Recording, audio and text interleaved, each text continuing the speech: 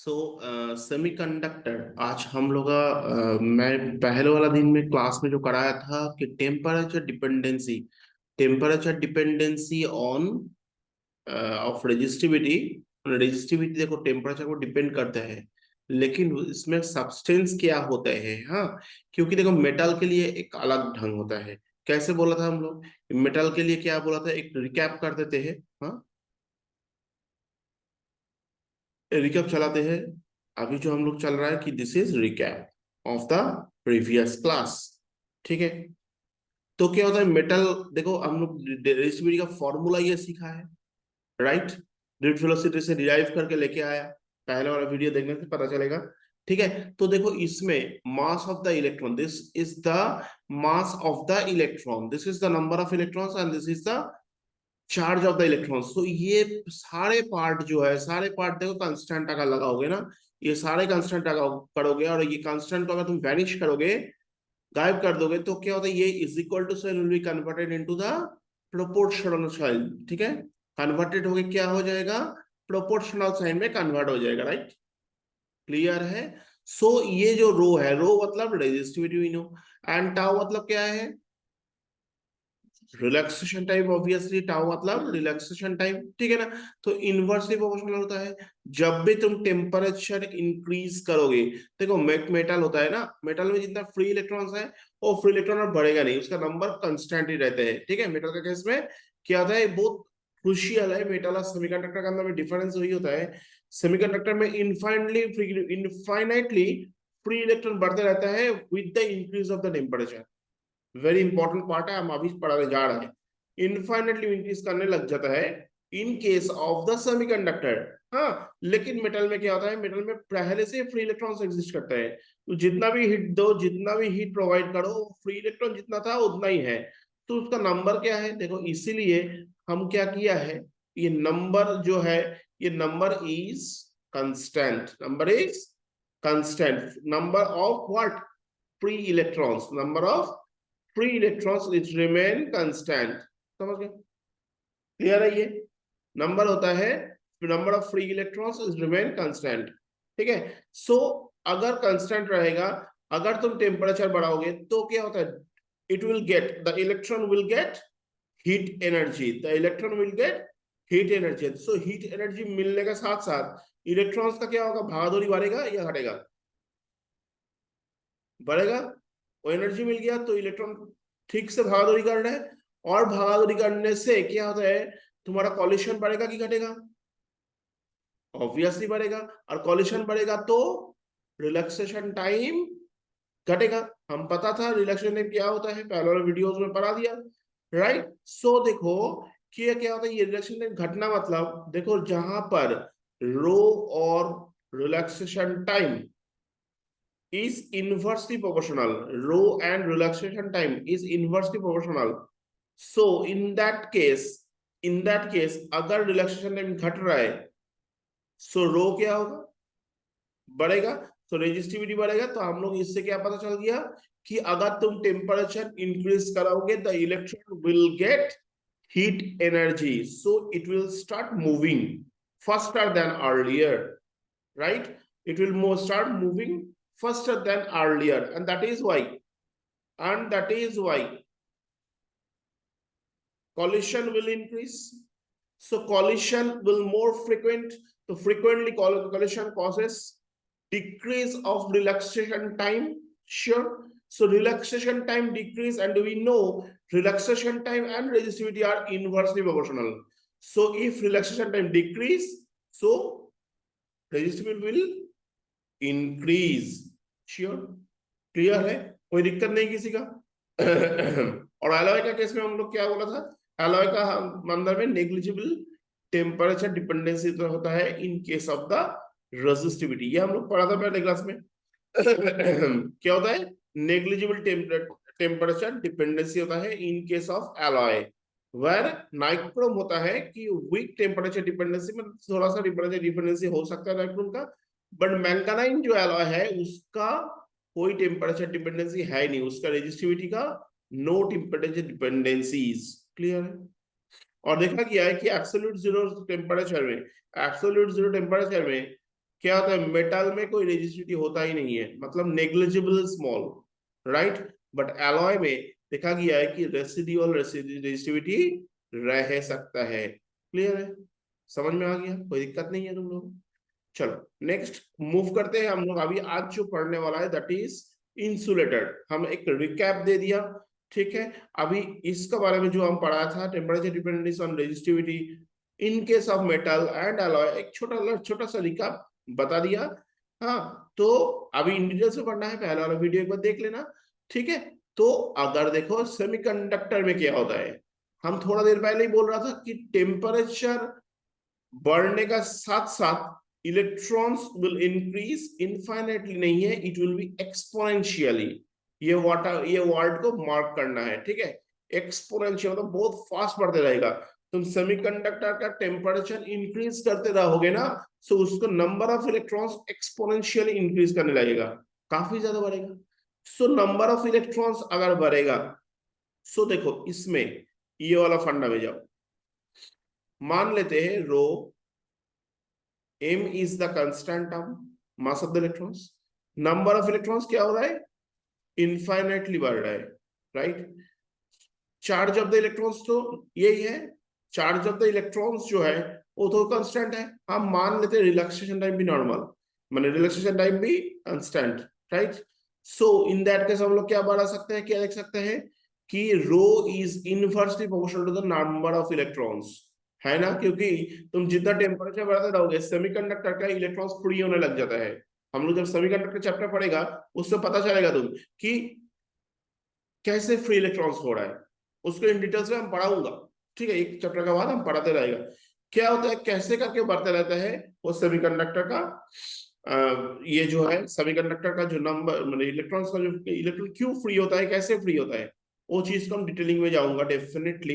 So but rho is inversely proportional to the number of electrons. तो जब भी तुम हीट इंक्रीज करते रहोगे ना, टेम्परेचर इंक्रीज करते रहोगे, सो it will get heat energy and that is why electron will free, ठीक है। सो फ्री इलेक्ट्रॉन्स एक्सपोनेंशियली बढ़ने लग जाता है। तो मतलब ये अगर बढ़ने लगेगा तो ये क्या होगा, घटेगा। तो नंबर ऑफ फ्री इलेक्ट्रॉन्स बढ़ रहा है, तो ऑटोमेटिकली रेजिस्टिविटी विल डिक्रीज। समझ में आ रहा है। And here is the formula, here is the formula for number of electrons at sufficient at particular temperature,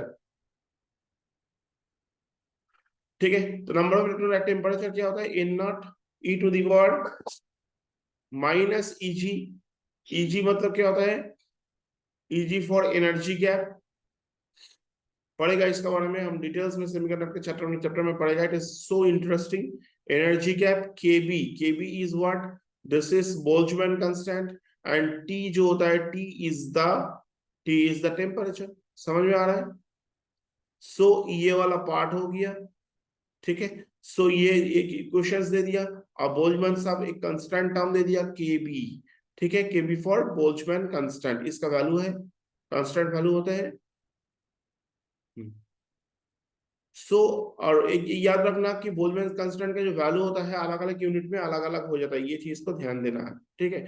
और ई फॉर क्या होता है, exponential, right. E for exponential, and which is called the Euler, not Euler's. हाँ, pronunciation होगा not Euler's, it is Euler's constant. याद रखो, ये जो एक्सपोनेंशियल वैल्यू जो है, जो हम लोग ई सीख के आया, right, e to the power x सीख के आता है ना। सो ई का वैल्यू क्या होता है, ई का वैल्यू को याद रखना, बहुत सारे लोग इसको स्किप करके चला जाता है। ई का वैल्यू होता है 2.7 एंड सो ऑन, तो 2.7 तो मिनिमम हो गई, समझ गए। ऑयलर्स कांस्टेंट का वैल्यू है 2.7 एंड सो ऑन, इनफाइनाइटली वो चलता रहेगा, राइट। सो 2.7 तक तो पता चल गया। तो this is called Euler's constant. E exponential जो होता है, e to the power x जो हम लोग लिखता है, वो ई मतलब ऑयलर्स कांस्टेंट, एंड इसका वैल्यू क्या होता है 2.7 and so on. Sure, clear है, कोई दिक्कत, समझ में आ रहा है। तो सो हम जो बोलने जा रहा है कि ये देखो रो और एन क्या हो गया कि इनवर्सली प्रोपोर्शनल, अगर तुम घुमा दोगे तो क्या हो जाएगा, एन और rho they are inversely proportional, sure.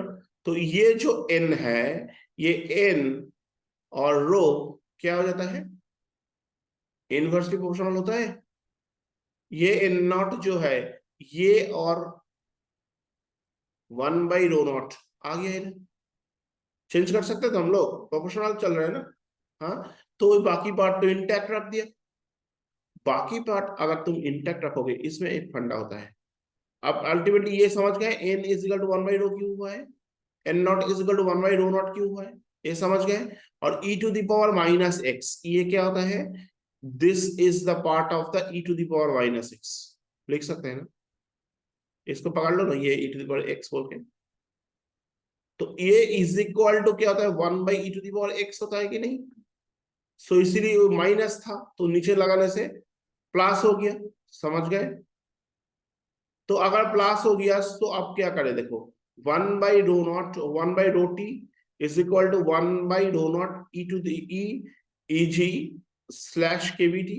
अभी इसको ऊपर में चढ़ाओ और इसको भी ऊपर में चढ़ाओ तो बन क्या जाता है, ρt is equal to ρ0 dot e to the power e g by KVT. Clear, समझ में आया सेमीकंडक्टर डिपेंडेंसी, कोई दिक्कत तो नहीं है।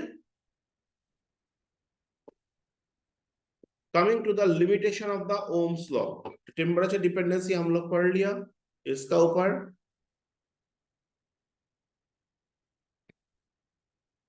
अब क्या होता है कि देखो limitations of Ohm's law, basically कहता है कि ओम्स लॉ लेकिन फंडामेंटल लॉ नहीं है नेचर का। ओम्स लॉ का, ओम्स लॉ मानेगा हम लोग जो पढ़ के आया ना, ओम्स का जो law V is proportional to the I, उसको लॉ अच्छा से लिखा दिया था हम प्रीवियस सारे वीडियो में जब पढ़ाया था ओम्स लॉ, ये चैप्टर का ही वीडियो में पढ़ाया था। ओम्स लॉ को हम लोग अच्छा से पढ़ा था, बट ये फंडामेंटल लॉ नहीं है। कोई हर सब्सटेंस इसको मानेगा ऐसा कोई बात नहीं है, समझ गए। हर सब्सटेंस इसको मानेगा ऐसा कोई बात नहीं है, वो नहीं भी मान सकते हैं, ठीक है, मानना ही होगा ऐसा कोई बात नहीं है। बट इसी दैट इज वाई मानना होगा ऐसा कोई बात नहीं है बोल के उसको हम लोग क्या कह रहे हैं, it is not a fundamental law of nature, समझ गए। It is the fundamental law of nature, समझ गए। सो देखो जो कंडक्टर्स ये ओम्स लॉ को मानते हैं उसको हम लोग कहते हैं ओमिक सब्सटेंस, राइट। जो कंडक्टर ये ओम्स लॉ को मानते हैं उसको हम लोग क्या कहते हैं, ओमिक सब्सटेंस कहते हैं, श्योर। और जो कंडक्टर इसको नहीं मानते हैं उसको हम लोग क्या कहते हैं, नॉन ओमिक सब्सटेंस, उसको हम लोग क्या कहते हैं, नॉन ओमिक सब्सटेंस, राइट। सो हम लोग बोल सकते हैं जो कंडक्टर्स का ग्राफ, जो कंडक्टर का ग्राफ VI ग्राफ जो होता है, VI ग्राफ, V मतलब तुम लोग मालूम है, V is equal to what, potential difference, right. I मतलब क्या होता है, करंट। तो हम लोग कहते हैं कि V proportional to the I, V proportional to the I, जो कंडक्टर का टेम्परेचर, जो कंडक्टर का ग्राफ VI ग्राफ इस ढंग का नहीं होगा, मतलब वो नॉन ओमिक सब्सटेंस, श्योर, मतलब वो नॉन ओमिक सब्सटेंस, क्लियर है ना। और जो कंडक्टर का ग्राफ इस ढंग का होगा उसको हम लोग क्या कहेगा, मतलब उसका V प्रोपोर्शनल आई होगा ना, तो इसको हम लोग क्या कहेगा, they are the ohmic substance, sure, they are the ohmic substance कहते हैं, क्लियर है ये। अब देखो क्या होता है सब्सटेंस, तो हम ये कहानी सब कुछ लिखा हुआ है जो हम बोल रहे हैं, इधर सब कुछ लिख के दिया है, राइट। तो देखो प्योर मेटल में क्या होता है, देखो प्योर मेटल जो होता है they are all ohmic substance, देखा है। कॉपर सल्फेट क्या होता है, देखो थोड़ा बहुत मान जाता है, ठीक है, थोड़ा बहुत मान जाता है कि हाँ चलो VI को ऑलमोस्ट बीच से ही किया है, तो इसको बोल सकते कॉपर सल्फेट सॉल्यूशंस, ठीक है, ये भी काइंड ऑफ ओमिक सब्सटेंस का कैटेगरी में आ सकता है, ठीक है। लेकिन इसका VI ग्राफ का हालत देखो,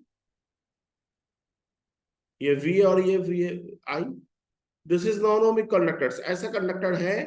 सो उसका ग्राफ क्या होता है, ऐसा सीधा गया था जाके ऐसा उठने लग गया, right. So in that case हम लोग क्या बोल रहे हैं, देखो ओम्स का जो ग्राफ, ओम्स का जो ग्राफ है वो लेकिन फॉलो नहीं हो पा रहा है, वो फॉलो नहीं हो पा रहा है, एंड दैट इज व्हाई इसको क्या कहते हैं, क्या कहते हैं, नॉन ओमिक सब्सटेंस, समझ में आ रहा है।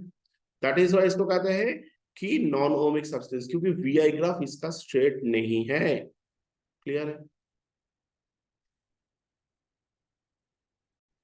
अब क्या करें, देखो VI graph of the water voltmeter, water voltmeter का वीआई ग्राफ कैसे होता है, ये सब ना डायरेक्ट आते हैं बोर्ड्स में। कैसे आता है, क्वेश्चन आता है 1 मार्क का या 2 मार्क का क्वेश्चन, 1 मार्क का क्वेश्चन आता है, plot of VI graph of the water voltmeter, right. और एंट्रेंस में कैसे आता है, which one will be the water voltmeter, 4 graph दे देगा। अब तुम्हें राइट वन को चूज करना पड़ेगा। सेम चीज VI graph of the thyristor, देखो थायरिस्टर एक सब्सटेंस है, सो उसका ग्राफ ऐसा होता है, ठीक है। बोर्ड्स में ड्रॉ करने देता है और एंट्रेंस में चार्ट को देखे बोलता है बताओ कौन सा वाला थायरिस्टर का है। सिमिलरली पीएन जंक्शन डायोड जो होता है, हम लोग सेमीकंडक्टर चैप्टर में पढ़ाएगा। सो पीएन जंक्शन डायोड का ये ऐसा होता है, देखो they are the non ohmic conductor, right. They are also non ohmic, ये भी नॉन ओमिक कंडक्टर, समझ गए। सो गैलियम आर्सेनाइड का एक एलॉय होता है जिसमें गैलियम रहते हैं और आर्सेनाइड रहता है जीएस। क्वेश्चन डायरेक्ट ये करके आते हैं, हाँ याद रखो केमिकल फॉर्मूला को, समझ गए। ये जी, ए में छोटा ए, उसका बाद कैपिटल ए एस, तो इसका नाम है, इसका नाम है गैलियम आर्सेनाइड, ठीक है। ये गैलियम आर्सेनाइड को एग्जामिनर लोग या फिर क्वेश्चन पेपर जो लोग जिन लोग सेट करता है बहुत पसंद करते हैं गैलियम आर्सेनाइड को, पता नहीं क्यों, बहुत मजा में वो लोग सेट करते हैं। कैसे करके, हम खुद देखा है कि एंट्रेंस में तो है ही वेरियस टाइप का आते ही है। क्या वेरियस टाइप मतलब अलग अलग ग्राफ देके बोलेगा कि कौन सा जीएएस का है ना। तो हम बोर्ड्स में 2 पेपर क्वेश्चन देखा था, ऐसा होता है। एक बार बोला गैलियम आर्सेनाइड का ग्राफ दिखाओ, ठीक है, अच्छा हो गया। अभी क्या कर दिया कि ऐसा ग्राफ को ड्राइंग करके दे दिया, बोला है कि दिखाओ which one is the non-linear region and which one is the linear region, समझ गए। which one is the non-linear region and which one is the linear region, वो दिखाओ, समझ में आ रहा है। सो एंट्रेंस हो या बोर्ड जो भी हो, तुम्हें लेकिन इसका बारे में पढ़ना ही होगा। एक इसको पूरा प्रॉपरली ड्राइंग करना होगा, और ड्राइंग करके क्या होता है कि इस ढंग का करना ही होगा। थोड़ा सा गड़बड़ी कर दिया उनके ग्राफ में, ऐसा होता है ग्राफ, ये डाउन लग जाए, समझ गए। सो इस part is the non linear region और इस part is the linear region, ठीक है, क्लियर है, कोई दिक्कत नहीं है, चलेगा। सो देखो, तो हम लोग ये ग्राफ को डेफिनेटली, ये पेज को don't ignore this page, it is a very very very important page है, ठीक। चलो coming to the next part, gallium देखो इसको थोड़ा बड़ा करके दे दिया, ये V हो गया और ये I हो गया, जो कि मिली एम्पियर में मान लो मेजर करते हैं। मिली एम्पियर मतलब जानते हैं तुम लोग, 1 मिली एम्पियर मतलब 10⁻³ -3 एम्पियर। 1 माइक्रो एम्पियर मतलब 10⁻एम्पियर, ठीक है, समझ में आ रहा है। तो ये this is the gallium arsenide, shortcut में इधर केमिकल फॉर्मूला याद रखना, ठीक है। एक एलॉय है गैलियम आर्सेनाइड का, ठीक है। चलो coming to the next, superconductivity, fantastic concept है सुपर कंडक्टिविटी। क्या होता है, देखो रेजिस्टिविटी के बारे में एक आइडिया हम लोग का अंदर में आने लग गया, सही है। रेजिस्टिविटी क्या होते हैं, numerically equal to the resistance of the substance when it is unit length. हम लोग फॉर एग्जांपल बोलता है 1 मीटर इन लेंथ, एक क्लियर विजन देने के लिए हम लोग यूनिट में चला जाता है, ठीक है। 1 metre in length and unit area the cross section, इसका मतलब क्या है 1 मीटर स्क्वायर। और विजन में जाओगे तो एक वायर ले लो, मान लो 1 मीटर का वायर ले लो, और क्या होता है कि उसके area of the cross section जो होता है, दिस इज बेसिकली यूनिट, मतलब 1 मीटर स्क्वायर होता है, समझ गए। This is called resistivity. मतलब रेजिस्टिविटी और रेजिस्टेंस का वैल्यू सेम ही होगा, लेकिन सब्सटेंस का लेंथ और area of the cross section should be same, should be constant, ठीक है ना। This numerically area of the area numerically equal to the resistance of the substance, ठीक है। जब क्या होता है, ये सब्सटेंस जो है 1 मीटर इन लॉन्ग और 1 metre square in area of the cross section, ठीक है। इसको देखो हम स्पेसिफिक कर दिया, but it should not be specific. हम लोग क्या लिखते हैं इसको, यूनिट लेंथ लिखते हैं, ठीक है, क्योंकि क्वेश्चन अराइज हो सकता है कि 1 मीटर की 1 फीट होने से क्या प्रॉब्लम है, हाँ कर सकते हैं, ठीक है। अगर 1 फीट लगाओगे तो इधर भी तो 1 स्क्वायर फीट लगाना होगा ना, इधर 1 फीट लगा, इधर 1 मीटर स्क्वायर बोल रहा है, नहीं होगा, ठीक है। एक सिस्टम को तुम्हें करना पड़ेगा, राइट। तो unit area of cross section, unit area of cross section, समझ में आ रहा है। 1 मीटर स्क्वायर और 1 मीटर, 1 मीटर स्क्वायर और इधर क्या हो गया, 1 मीटर हो गया, समझ गए, क्लियर है part. So resistivity numerical equal to the resistance of a substance which is 1 metre in length, मतलब unit length, and unit area of the cross section, मतलब 1 square metre in the area of the cross section बोल सकते हो। अगर ऐसा ही method में बोलेगा तो, अगर नहीं हम एफपीएस में जाएगा तो ठीक है, तो बोलेगा कि इन 1 फीट इन लेंथ और 1 square feet in the area of the cross section. But exam hall में जाके कभी इसका ऊपर एक्सपेरिमेंट करने मत जाना, ठीक है। हम सर बोला है 1 मीटर, हम 1 फीट लिख के आ गया, you'll get a big zero। क्या करेगा, लिखोगे स्ट्रेट वे लिखोगे unit length which is unit length and unit area of the cross section। once again I am telling, resistivity is the numerically equal to the resistance of a substance which is unit length and unit area of cross section। done, clear है। Super conductivity ऐसे conduct phenomena होता है substance का, जिसमें क्या होता है, वो उसका रेजिस्टिविटी डायरेक्टली लॉस कर लेते हैं, समझ में आ रहा है, मतलब रेजिस्टेंस है नहीं उसका अंदर में, ठीक है। Complete loss of temperature, complete loss of resistivity, मतलब उसका रेजिस्टेंस रेजिस्टिविटी कंप्लीटली लॉस हो जाता है। ऐसा टेम्परेचर में कोई मेटल या अलॉय को तुम लेके जाओगे तो क्या होता है, एक सर्टेन टेम्परेचर होता है, हर सब्सटेंस के लिए अलग अलग होता है, एक सर्टेन टेम्परेचर होता है, वो टेम्परेचर में तुम अगर लेके जाओगे, कूल डाउन करोगे कोई मेटल हो या एलॉय को, ये क्या होता है, इसका रेजिस्टिविटी कंप्लीटली लॉस हो जाता है। डन, ठीक है। जो टेम्परेचर का नीचे जाने से एक कंडक्टर बन जाता है सुपर कंडक्टर, तो देखो जिसका रेजिस्टिविटी कंप्लीटली लॉस हो जाता है तो उसको हम लोग सुपर कंडक्टर कह सकते हैं ना। Conductor means there is some residual resistivity, है ना, there is some resistivity, but superconductivity मतलब क्या है, इट इज अ फेनोमेना, वो टेम्परेचर नीचे जब तुम लेके जाओगे वो मेटल या फिर एलॉय को अगर लेके जाओगे तो क्या होता है, वो डेफिनेटली उसके अंदर में रेजिस्टिविटी लॉस हो जाए, complete loss. Very important term to say, point to be noted, that is complete loss of the resistivity. Resistivity का लॉस क्या हो जाता है, कंप्लीटली लॉस हो जाता है, right. In that case conductor will turn up into superconductor, right, है ना। उसके लिए कंडक्टर में एक रेजिस्टिविटी रहता है, कंडक्टर में रेजिस्टिविटी डेफिनेटली रहता है, बट सुपर कंडक्टर में कंप्लीट लॉस ऑफ रेजिस्टिविटी हो जाता है, समझ गए, कंप्लीट लॉस ऑफ रेजिस्टिविटी हो जाता है। तो ये कंप्लीट लॉस ऑफ रेजिस्टिविटी जो हो जाता है, सो उसको ही हम लोग कहते हैं सुपर कंडक्टर।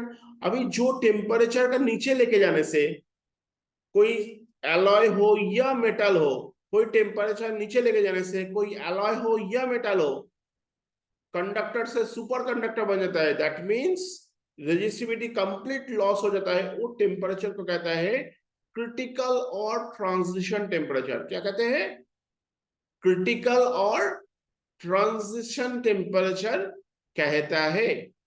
श्योर, कोई दिक्कत, कोई प्रॉब्लम नहीं है, समझ गए।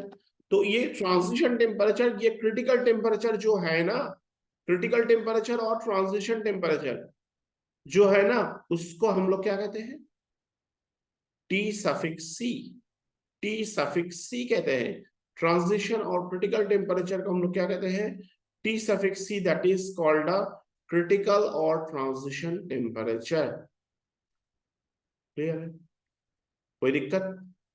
नेक्स्ट पार्ट हो जाता है कि रेजिस्टेंस इन सीरीज। रे हम लोग ये चीज नया चीज नहीं है, तो हम इतना ध्यान से इसको नहीं पढ़े, इतना एम्फासाइज नहीं करोगे, क्योंकि तुम लोग सब जानते हैं इसके बारे में। Resistance in series, resistance series में रखोगे। रेजिस्टेंस मतलब एक्चुअली होता क्या है बोलो तो? कोई भी इलेक्ट्रिकल अप्लायंस को हम लोग रेजिस्टेंस कह सकते हैं। प्रैक्टिकल रेजिस्टेंस हम लोग जानते ही है, which oppose to flow the electric current, electric charges, ये तो हम लोग जानते हैं। हाँ, लेकिन रेजिस्टेंस प्रैक्टिकली क्या होता है? कोई इलेक्ट्रिकल अप्लायंसेस, मान लो ये R1 लिखा हुआ, मान लो R2, ठीक है, जिसका हम लोग R2, ये इलेक्ट्रिकल अप्लायंसेस है। फिर क्या आ गया R3, ये भी, तो they are in the series, समझ गए?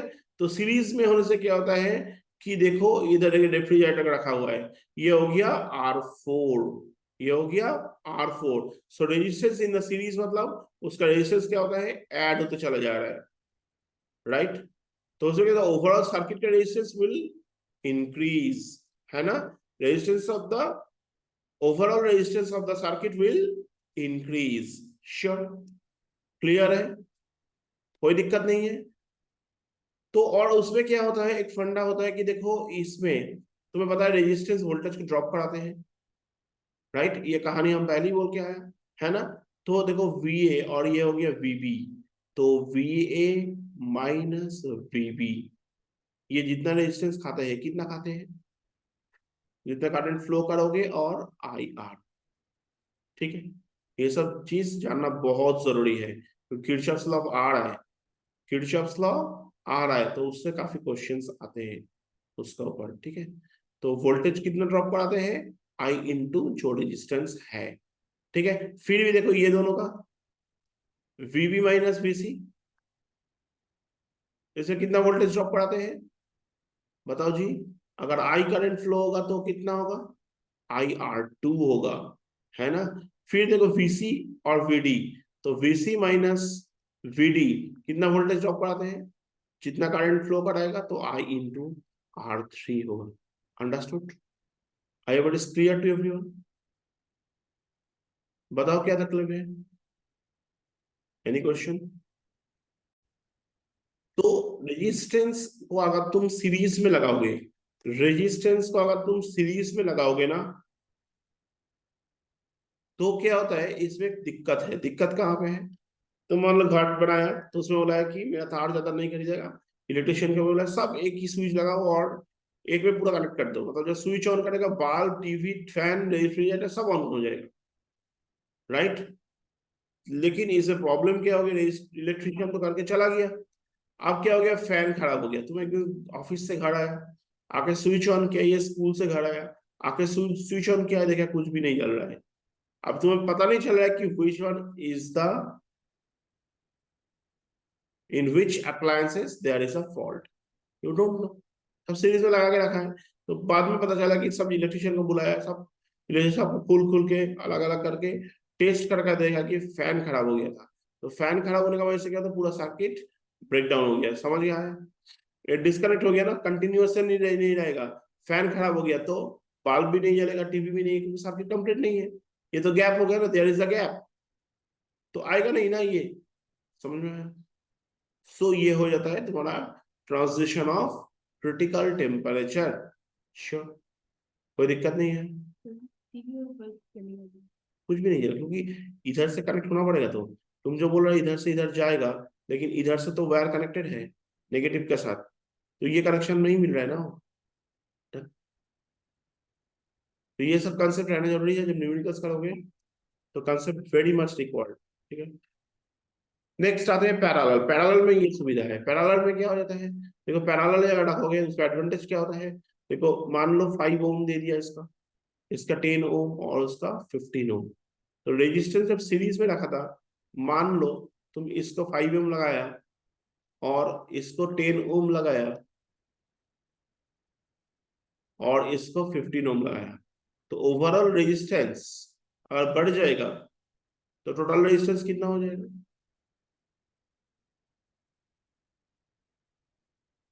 ये हो जाएगा ना। सो बनता कितना है, 1530 बन जाता है ना, 30 ओम। तो एक सर्किट में 30 ओम रेजिस्टेंस मतलब इतना अच्छा से इलेक्ट्रिक अप्लायंस चलेगा नहीं, वोल्टेज ड्रॉप करा देते हैं ना, ज्यादा रेजिस्टेंस होगा तो ज्यादा वोल्टेज ड्रॉप कराएगा, है ना।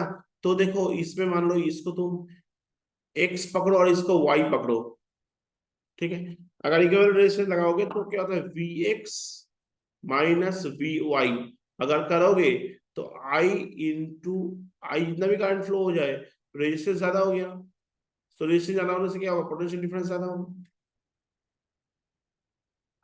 तो मतलब क्या है, डिफरेंस मतलब क्या है, ड्रॉप ज्यादा कराते हैं, तो ज्यादा ड्रॉप करा देगा तो मुश्किल हो जाएगा ना, करंट फ्लो कम होगा, ज्यादा वोल्टेज खा देते हैं, वोल्टेज कम गया मतलब करंट फ्लो कम हो जाता है, ठीक है। इफ दिस इज डिक्रीज तो this will also decrease, done, clear है। लेकिन इसे फंड क्या है, तो क्या किया है, ये प्रॉब्लम फेस करने के बाद हम लोग क्या लिया, क्या कि बोला नहीं, इलेक्ट्रिशियन को बोला नहीं, ये सब सीरीज सीरीज का छोड़ो, इसको पैरेलल में लगा दो। अगर पैरेलल में लगाओगे तो क्या होता है, ओवरऑल रेजिस्टेंस क्या होता है, देखो उसका फॉर्मूला क्या होता है, 1/R, इक्विवेलेंट रेजिस्टेंस का, one is equal to 1/R1 plus 1/R2 plus 1/R3, this is your formula. तो उसे पुट करो, और पुट करने के बाद क्या दिखा गया है, 11/30 हो गया। पुट करने के बाद क्या दिखा दिया कि 11/30 हो गया, और उसको डिवाइड करके क्या देखा है, देखो सबसे जो मिनिमम रेजिस्टेंस है ना, मिनिमम रेजिस्टेंस क्या था सर्किट का, 5 ओम था मिनिमम रेजिस्टेंस, तो उसका अब क्या हो गया, देखो उससे भी छोटा हो गया इक्विवेलेंट रेजिस्टेंस। तो रेजिस्टेंस अगर सर्किट में, रेजिस्टेंस अगर सर्किट में कम हो गया, सो करंट फ्लो ज्यादा हो जाएगा, so simple, V is equal to I R. तो R को इसके नीचे नवा दो, क्या हो जाता है, V/R इज इक्वल टू आई। अगर इफ V इज कांस्टेंट तो इसमें I और R क्या हो जाता है, इनवर्सली प्रोपोर्शनल होता है, ये सब इनवर्सली प्रोपोर्शनल हो जाता है। अगर इनवर्सली प्रोपोर्शनल हो गया, so in that case if R will decrease तो I will increase, right, I will increase, clear है कॉन्सेप्ट, कोई प्रॉब्लम है इसमें, ठीक है, I will increase, so simple logic. तो ये लॉजिक में हम लोग चलते हैं, ठीक है, रेजिस्टेंस इन पैरेलल का लॉजिक, ठीक है। तो दैट इज व्हाई, तो इसमें और एक फंडा है, तो मान लो इलेक्ट्रिकल अप्लायंस को यूज किया है, इलेक्ट्रिकल अप्लायंसेस को यूज किया है, तो मान लो ये फैन था, ये जो था ये फैन था,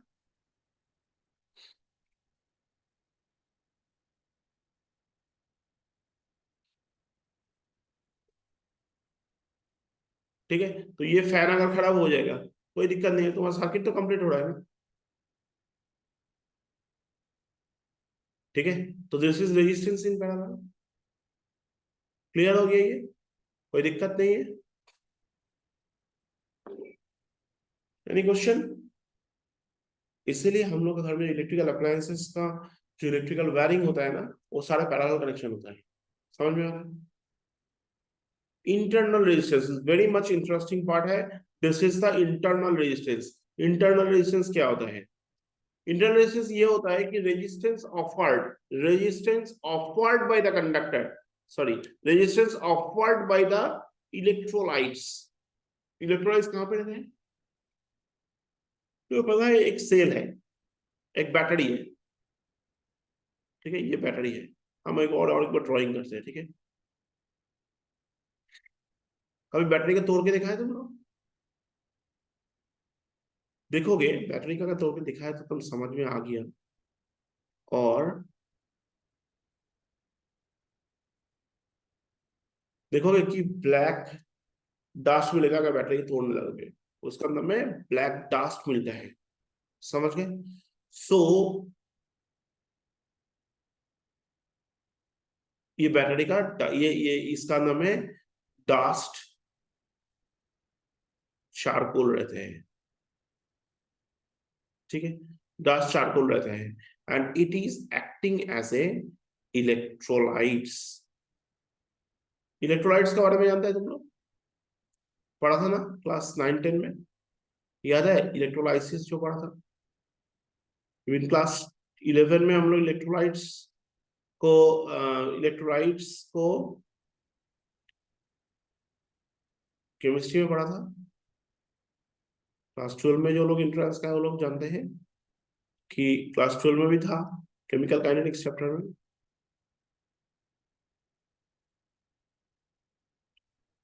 सो देखो,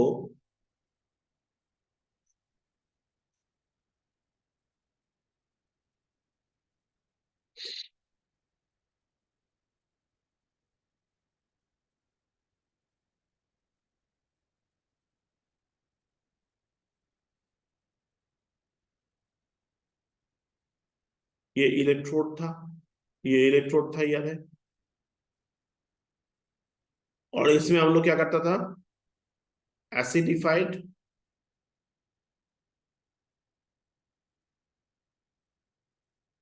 NaCl सॉल्यूशन दे देता था। ठीक है, इसका थ्रू से करंट फ्लो होता था, क्योंकि एसिडिफाइड NaCl सॉल्यूशन में क्या होता है, आयंस में चेंज हो जाता था, याद है।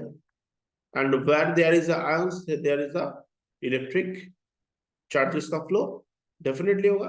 इलेक्ट्रिक चार्जेस है भाई, तो डेफिनेटली फ्लो करेगा ही। तो इसको हम लोग क्या, ये एसिडिफाइड NaCl सॉल्यूशंस बोलो, या फिर मान लो, या फिर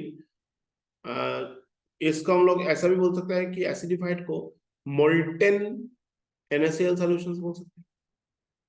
मोल्टन NaCl सॉल्यूशन मतलब वही सेम फंडा है कि एक दो बूंद हम उसमें एसिड डाल दिया, NaCl सॉल्यूशन था, उसमें एक दो बूंद एसिड डाल दिया, उसको मोल्टन NaCl बोलता है या फिर एसिडिफाइड बोलते हैं, राइट। तो क्या होता है इसमें, जो ये इलेक्ट्रिक फ्लो शुरू हो जाता था, तो इसको ही हम लोग, ये जो पार्ट है इसका हम लोग क्या कहते था, इलेक्ट्रोलाइट्स कहता था, याद है। इसको हम लोग इलेक्ट्रोलाइट्स कहते हैं, समझ गए। तो अभी देखो क्या होता है, ये जो बैटरी हम लोग लिया था,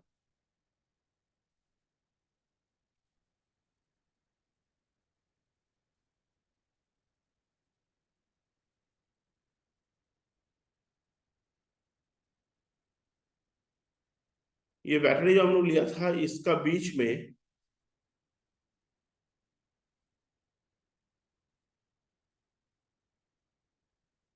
इसको बीच में इसको लगा दिया, एक रॉड मिलेगा, तुम अगर हैमरिंग करोगे देखेगा कि डस्ट चारकोल मिलोगे, समझ गए। एक प्रैक्टिकली विजुअलाइज कराने के लिए हम कोशिश कर रहे हैं, क्योंकि हम तुम लोग हमेशा बोलते हैं फिजिक्स समझने का जरूरत नहीं होता है, फिजिक्स को विजुअलाइज करना पड़ता है, जो कि तुम्हें दिखाई देगा। तो देखो ये जो चारकोल है, इसको हम लोग क्या कह रहे हैं, फील करो फिजिक्स को, इलेक्ट्रोलाइट्स कहते हैं। ठीक है, तो ये इलेक्ट्रोलाइट्स क्या होता है, इट कॉजेस की करंट फ्लो के लिए कोशिश करते हैं ना, लेकिन इसका मन में भी एक रेजिस्टेंस होता है, नहीं हम करंट को फ्रीली फ्लो करने नहीं देगा, सॉरी, फ्रीली फ्लो करने नहीं देगा। तो वो इलेक्ट्रोलाइट्स का अंदर में एक रेजिस्टेंस होता है, वो छोटा अमाउंट होता है बट समथिंग रेजिस्टेंस हो जाएगा, and that is called the internal resistance. याद रखो, वेरी इंपॉर्टेंट पार्ट है, कोई भी electrolytes resistance offered by the electrolytes is known as internal resistance. Resistance offered by the electrolytes of a cell, resistance offered by the electrolytes of a cell is called the internal resistance, done, is called the internal resistance कहता है। 100% समझ में आया, कोई दिक्कत नहीं है। सो ये इंटरनल रेजिस्टेंस, हम लोग रेजिस्टेंस को किससे डिनोट करते हैं, रेजिस्टेंस को किससे डिनोट करते हैं बताओ, कैपिटल आर से, है ना। रेजिस्टेंस को हम लोग डिनोट करते हैं कैपिटल आर से, लेकिन इंटरनल रेजिस्टेंस को हम लोग डिनोट करते हैं स्मॉल आर से, क्योंकि ये बैटरी का अंदर में रहते हैं, सर्किट के साथ कोई रिलेशन नहीं है। ठीक है, बैटरी के जो इलेक्ट्रोलाइट्स है, वो इलेक्ट्रॉन्स को थोड़ा सा ही एक रेजिस्टेंस प्रोवाइड करता है to flow the electric charges, and that is called the internal resistance. सुंदर करके लिखोगे, सो मतलब हम लोग क्या बोलेगा, resistance offered by the electrolytes of a cell to flow the current, to flow the current between the electrode is called internal resistance, is called internal resistance, समझ में आया।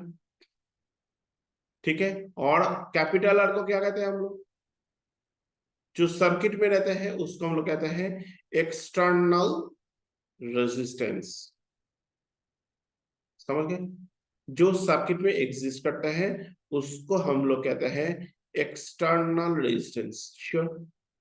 और बैटरी के अंदर जो रहते हैं इसका अंदर resistance offered by the electrolytes of a cell is called the internal resistance, is called the internal resistance. Sure.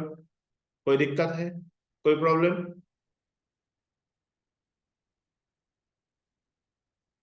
तो आगे बढ़े।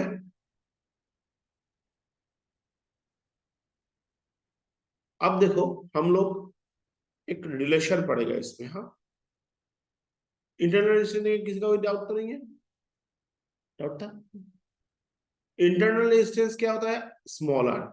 ईएमएफ मतलब जिसको हम लोग इप्सिलॉन, जो कि बैटरी का जो वोल्टेज प्रोवाइड करता है बैटरी, उसको हम लोग इप्सिलॉन कहते हैं। और क्या होता है? टर्मिनल पोटेंशियल डिफरेंस, मतलब terminal potential difference.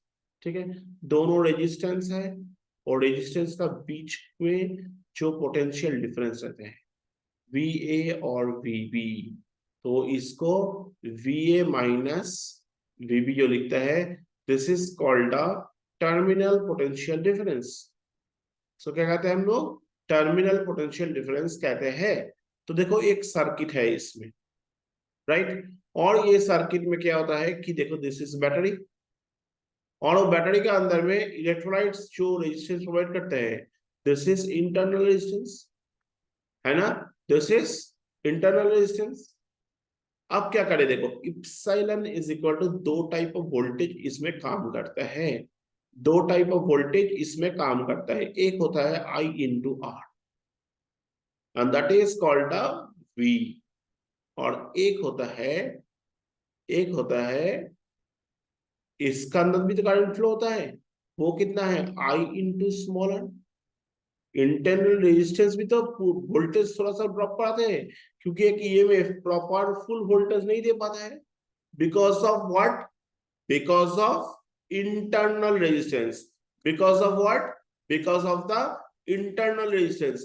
internal resistance भी थोड़ा वोल्टेज खा देते हैं। सो एक बैटरी में जितना वोल्टेज देना चाहिए थोड़ा सा वोल्टेज वो खा देते हैं।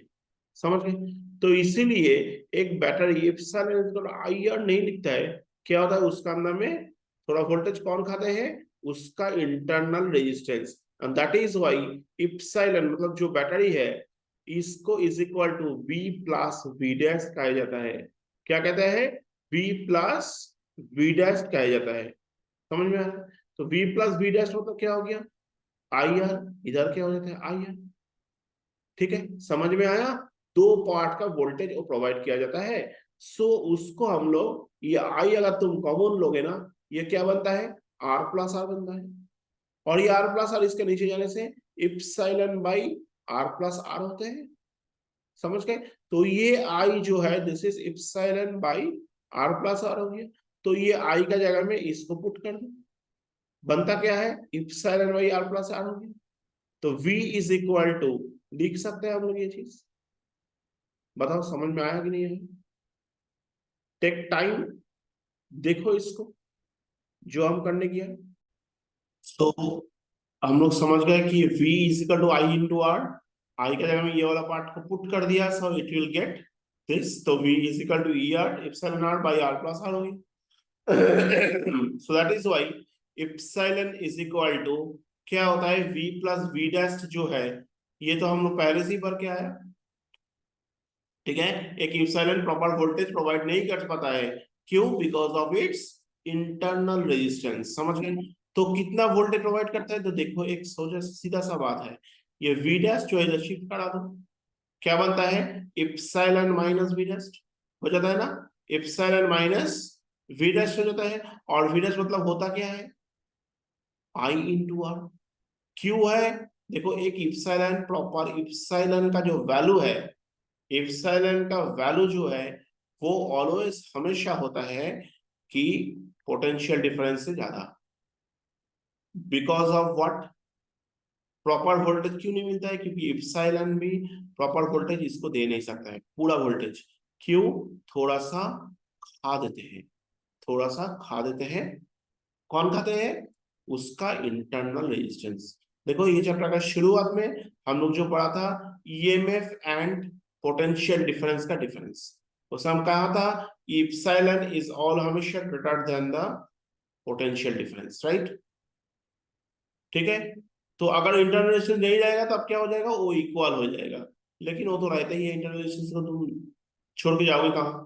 क्योंकि इलेक्ट्रो इंटरनल रेजिस्टेंस हम लोग मालूम ही है, resistance offered by the electrolytes, resistance offered by the electrolytes, उसको ही हम लोग कहते हैं इंटरनल रेजिस्टेंस। श्योर, दिक्कत नहीं है कुछ?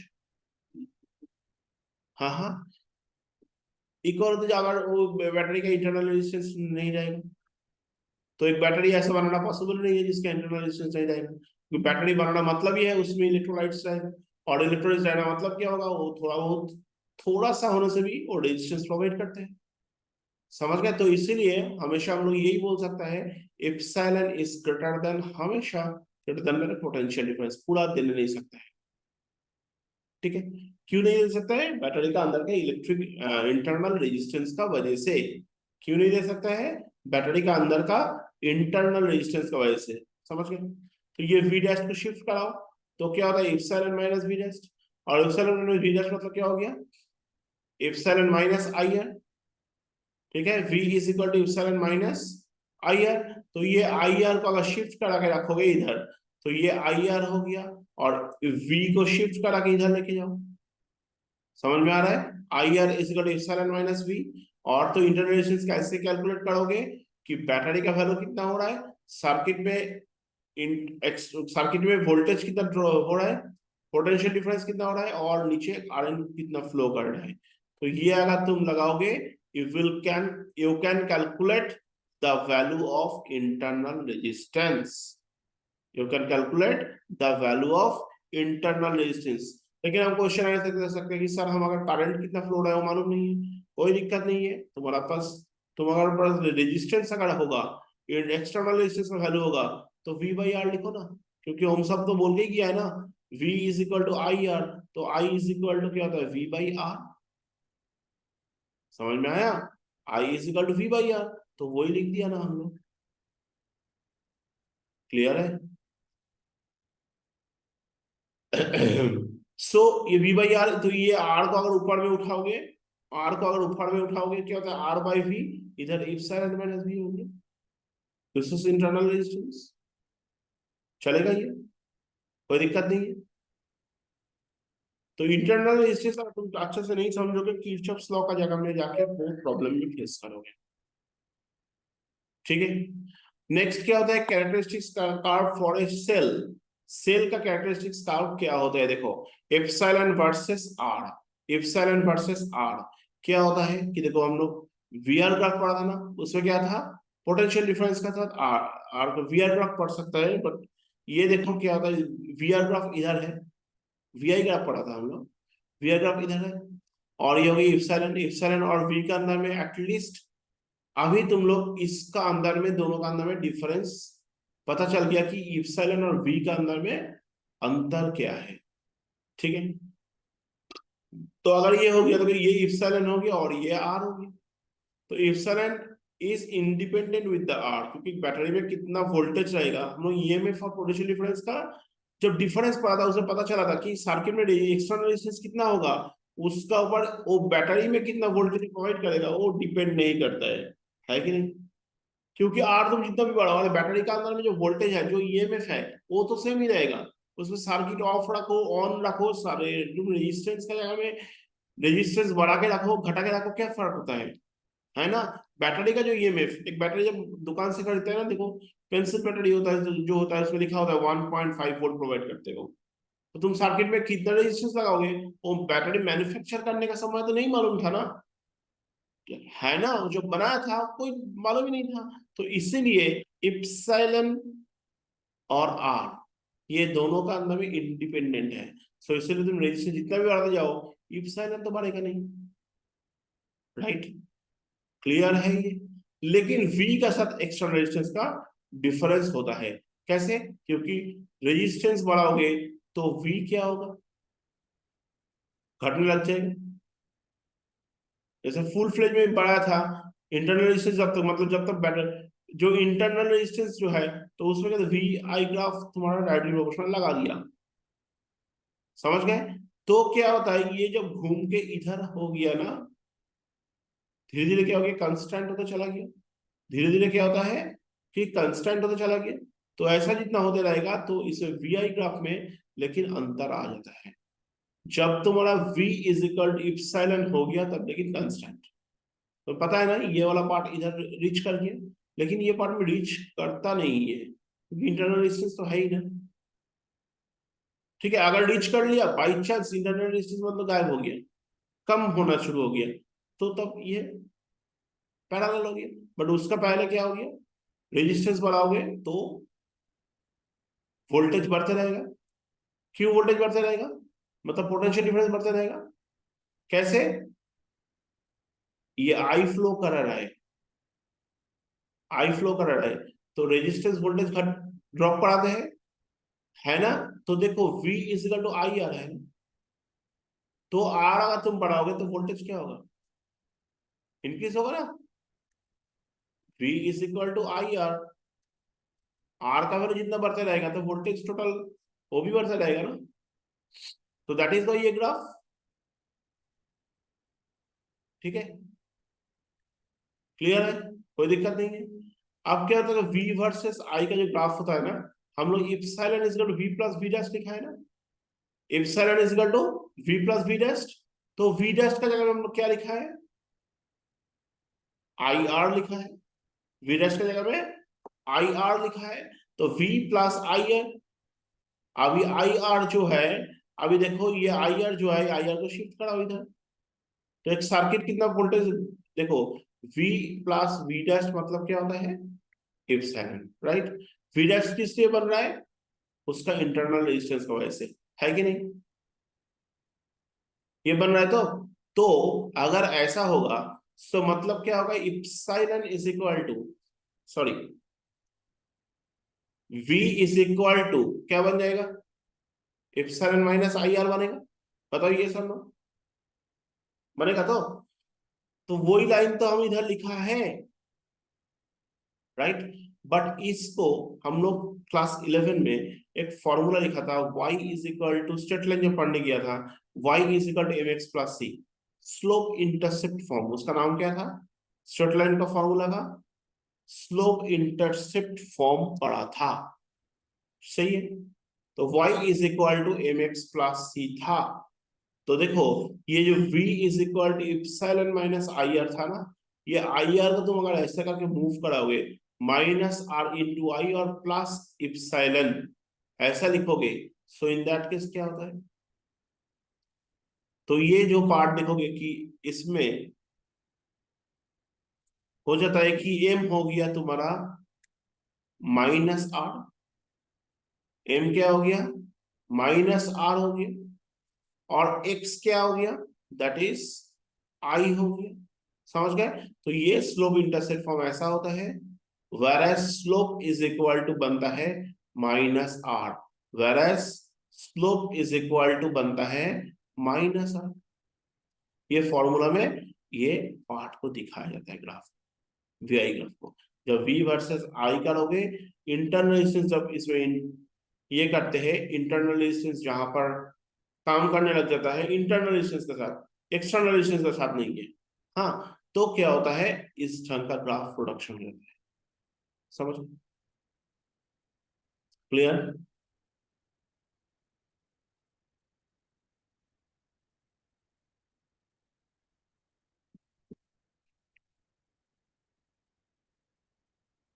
एंड नेक्स्ट डे हम लोग जो पढ़ेगा that is combination of series and parallel, next class will discuss.